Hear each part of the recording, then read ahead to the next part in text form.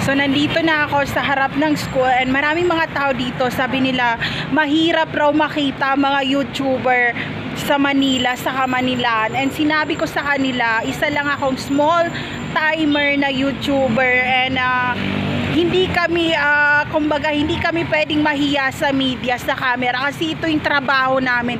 Dito kami kumukuha ng sahod araw-araw, kaya hindi kami pwedeng mahiya. And maraming patalent talaga ang YouTube, ganyan-ganyan. So ngayon, shoutout natin ito. Taga saan po? Taga saan dito sa bundok o hindi? Taga saan? Dito sa bundok, wala nang bahay. So ayan, mag-shoutout tayo ng ganyan. Hindi ko sila ginagamit para makita sila ng mga kapamilya nila sa Luzon, Visayas, Mindanao, and international. Why it happened? Because before I become a homeless, like these people outdoor right now, and lagi kong sinasabi na pag merong media magpapa-interview ako, and isa shoutout ko na galing ako sa Cotabato City, Mindanao.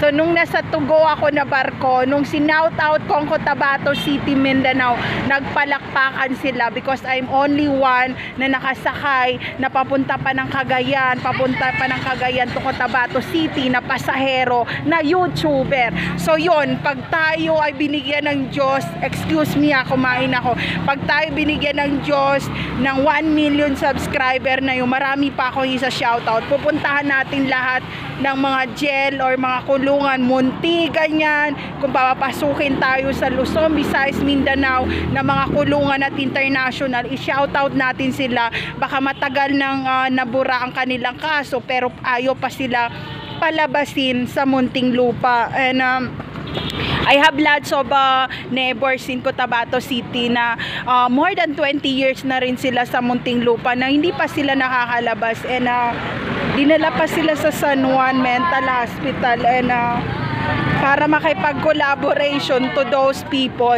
Ako lang para naging successful na naging homeless sa ibang bansa, na napunta sa international jail, na babalik sa university compare sa mga batang yon. So kayo ang future ng Cotabato City, bumalik muna kayo at mag-aral, and mag-move on tayong lahat. Ayokong umiyak. So ayan, si tatay po ay nandito. Si tatay po hindi pwedeng umuwi dahil si tatay po ay meron po siyang handler na nag-handler sa kanila. Ganun kami, hindi kami pwedeng makipag-usap kahit homeless kami.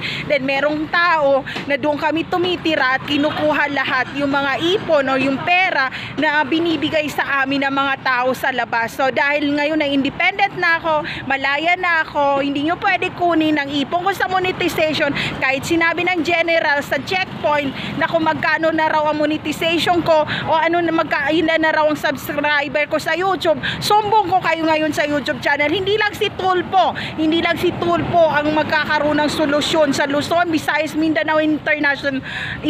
Maraming Tulpo sa Cotabato City, maraming mga hitman. Baka gusto nyo ng isa. So ayun, gusto ko pa makitikim na mga matatapang na mga sa bilangguan na maraming mga tato. So ayun, pasok na ako dito.